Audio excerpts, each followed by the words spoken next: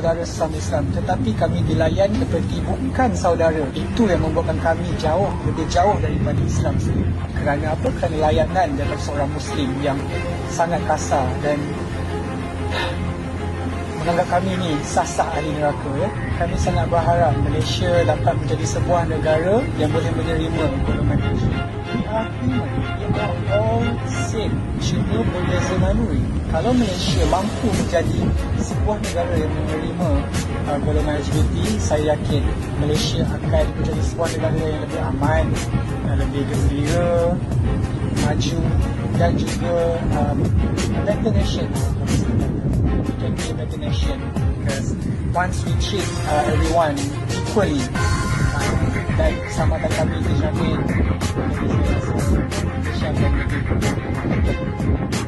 jadi harapan saya terhadap Malaysia adalah untuk kami diterima dan diberi sokongan penuh supaya kami lebih bebas untuk memberi sumbangan kepada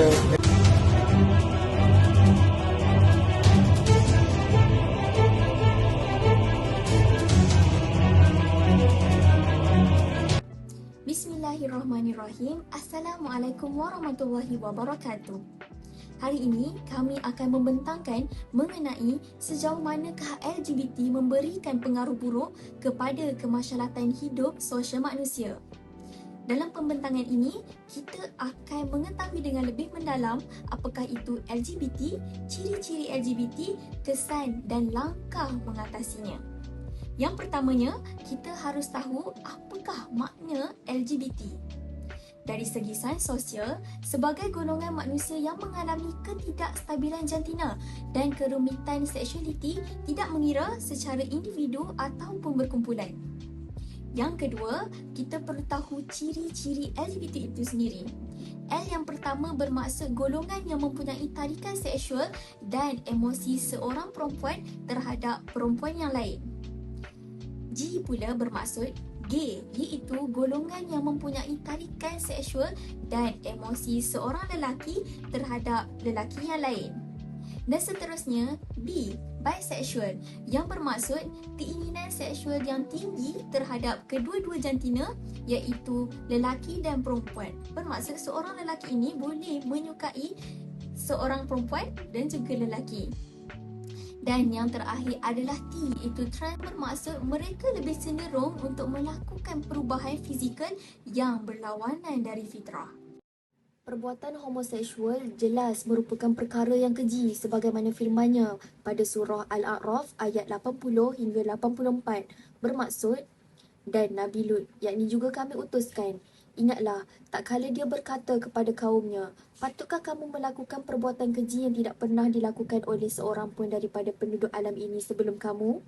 Sesungguhnya, kamu mendatangi lelaki untuk memuaskan nafsu syahwat kamu dengan meninggalkan perempuan. Bahkan, kamu ini adalah kaum yang melampaui batas. Dan tiada jawapan oleh kaumnya, melainkan mereka berkata, usirlah mereka, yakni Nabi Lut dan pengikutnya yang taat, dari bandar kamu ini. Sesungguhnya mereka adalah orang yang mendakwa mensucikan diri. Maka kami selamatkan dia dan ahlinya, yakni keluarganya dan pengikutnya, melainkan isterinya adalah dia tergolong dalam orang yang dibinasakan. Dan kami menghujani mereka dengan hujan, yakni batu yang membinasakan. Oleh itu, lihatlah bagaimana akibat orang yang melakukan kesalahan. Hari ini saya akan menjelaskan tentang kesan-kesan buruk LGBT. Yang pertama, kesan-kesan buruk LGBT adalah menjejaskan ketenteraman awam kerana LGBT telah melanggar lumrah hidup manusia. Lumrah hidup manusia sepatutnya adalah perempuan dan lelaki adalah satu pasangan. Seterusnya, golongan LGBT juga telah memanipulasi konsep hak manusia dengan cara mereka meminta hak mereka sebagai golongan LGBT di serata dunia. Selain itu, golongan ini juga telah menjejaskan sistem perundangan negara dan juga undang-undang Islam di Malaysia. Sistem perundangan negara dan juga undang-undang Islam di Malaysia telah menolak sebulat-bulatnya tentang golongan LGBT kerana pengaruh mereka boleh membawa pengaruh buruk kepada negara dan juga masyarakat di Malaysia. Golongan LGBT juga boleh menimbulkan kesan yang sangat buruk kepada individu di Malaysia dan juga masyarakat-masyarakat yang menetap di Malaysia. Hal ini kerana mereka boleh menimbulkan masalah kesihatan, iaitu penyakit yang sangat berbahaya, iaitu HIV di dalam negara Malaysia. Sebanyak 36% kes HIV telah disumbangkan oleh golongan-golongan homoseksual. Bukan itu sahaja, golongan LGBT juga boleh membahayakan diri mereka sendiri kerana mereka lebih cenderung untuk menghadapi masalah mental dan lebih cenderung juga untuk mencederakan diri sendiri. Di samping itu, golongan ini juga sering melakukan demonstrasi di jalanan untuk mendapatkan hak-hak bagi mereka. Oleh sebab itu, ianya telah membahayakan orang di sekitar mereka apabila mereka mengadakan demonstrasi di jalanan. Allah SWT juga telah mengancam golongan ini di dalam Al-Quran, iaitu di surah At-Taubah ayat ke-70 dan juga di dalam hadis yang diriwayatkan oleh Al-Baihaqi.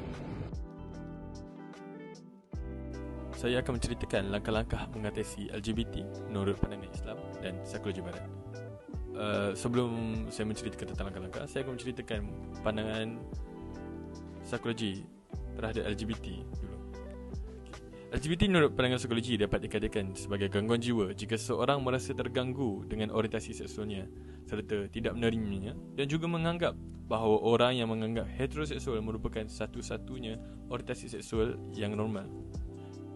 Mereka juga dapat dikatakan sebagai mengidap penyakit ego dystonic sexual orientation atau gay in denial. Antara langkah-langkah yang boleh diambil untuk mengatasi LGBT menurut pandangan Islam dan juga psikologi barat antaranya adalah pemulihan holistik. Pemulihan dapat dikatakan sebagai pemulihan sosial bagi seseorang yang menghindari tingkah laku negatif. Pemulihan juga dapat merangkumi aspek kepribadian, kekeluargaan, masyarakat dan negara. Holistik pula dimaksudkan dengan kesempurnaan atau kelengkapan. Pemulihan holistik dapat dicapai dengan pemulihan jiwa dari kekotoran jiwa. Matlamat pemulihan holistik adalah membersihkan jiwa dari segala yang dapat mengotorkan jiwa, sama ada mengerjakan perkara yang baik dan menjauhi perkara yang buruk. Langkah kedua yang boleh diambil untuk mengatasi LGBT adalah dengan mengurangkan pergaulan bebas. Hal ini dikatakan demikian kerana dengan melakukan pergaulan bebas, secara tidak langsung membuka diri kita untuk menerima atau memahami budaya orang lain, terutama sekali budaya-budaya atau ideologi-ideologi yang datang dari barat. Hal ini akan mendatangkan impak negatif kepada kita, terutamanya seseorang yang beragama Islam. Hal ini kerana budaya-budaya yang diamalkan oleh mereka yang memegang ideologi-ideologi atau faham-fahaman dari barat adalah berlandaskan hiburan ataupun bersifat duniawi.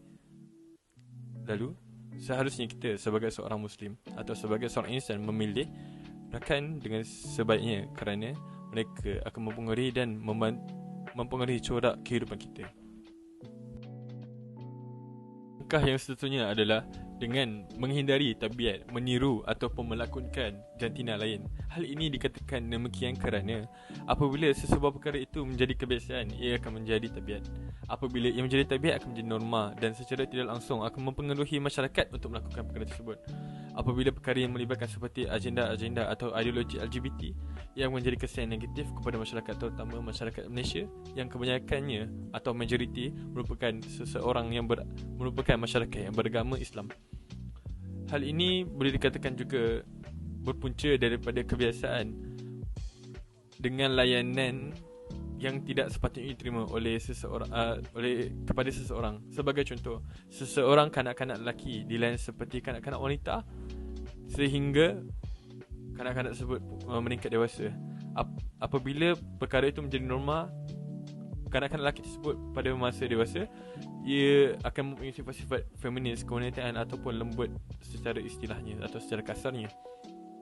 Hal ini akan jelas meninggalkan kesan negatif kepada masyarakat yang akan memandang rendah kepada kanak-kanak tersebut atau lelaki tersebut kerana mempunyai sifat-sifat seperti kewanitaan.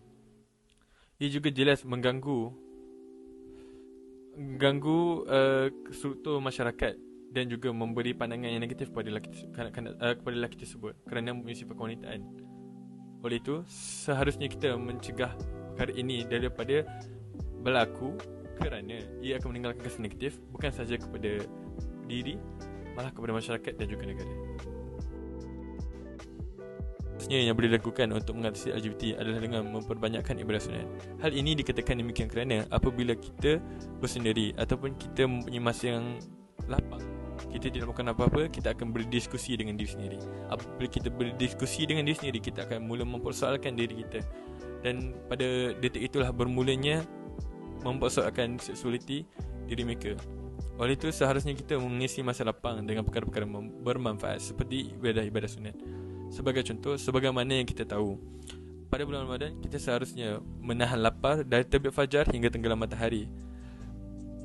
Puasa mendidik kita agar menahan nafsu, bukan saja daripada menahan nafsu untuk makan atau lapar, menahan nafsu dari segala aspek.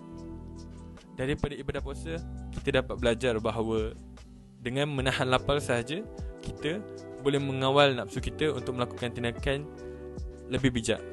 Oleh itu, seharusnya kita memperbanyakkan ibadah sunat seperti ibadah puasa, kerana apabila kita melakukan ibadah puasa, ia mendidik kita untuk tidak mengikut kehendak.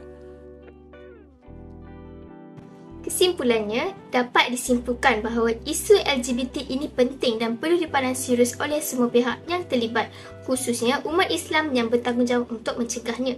Namun, duka citanya, golongan LGBT kini semakin jelas menular. Mereka yang didatangkan ujian hakikatnya sedang diuji oleh Allah Subhanahu Wa Taala, dan sesungguhnya Allah Subhanahu Wa Taala tidak pernah menguji hamba-Nya melebihi kemampuan masing-masing. Jika mereka berusaha dengan sungguh-sungguh untuk melawan perasaan tersebut, sudah pasti ganjaran yang besar akan diberikan oleh Allah Subhanahu Wa Taala. Oleh itu, setiap dari kita hendaklah mengukuhkan keimanan dan pegangan kepada Allah Subhanahu Wa Taala demi menjamin kebahagiaan dunia dan akhirat. Tidak dinafikan, segelintir daripada mereka sukar untuk kekal dalam fitrah dan melepaskan perasaan terhadap lawan jenis. Berdasarkan pemerhatian, golongan ini perlu dibimbing dan tidak perlu menyisihkan kewujudan mereka. Oleh itu, pihak tertentu termasuk masyarakat perlulah bekerjasama dalam memberi kesedaran yang secukupnya kepada mereka. Allah Subhanahu Wa Taala juga melarang umatnya menggunakan kata-kata kesat semasa mengajar atau menimbulkan kekeliruan yang boleh merosakkan nama baik Islam. Sesungguhnya, negara yang harmoni bukan hanya berdasarkan kemajuan yang dibangunkan oleh kerajaan, bahkan sikap kehidupan dan adab seseorang juga menekankan betapa pentingnya negara untuk terus maju ke hadapan. Sebagai umat Islam, kami berharap agar isu LGBT semakin diberi penekanan untuk sama-sama kita berteras bagi menjamin kesejahteraan hidup dan keredaan Allah Subhanahu Wa Taala. Kita mestilah bergerak seiring dalam mengekang gerakan LGBT dengan perintah yang ditetapkan oleh Allah Subhanahu Wa Taala. Jadi itu sahaja pembentangan dari kami. Sekian, terima kasih.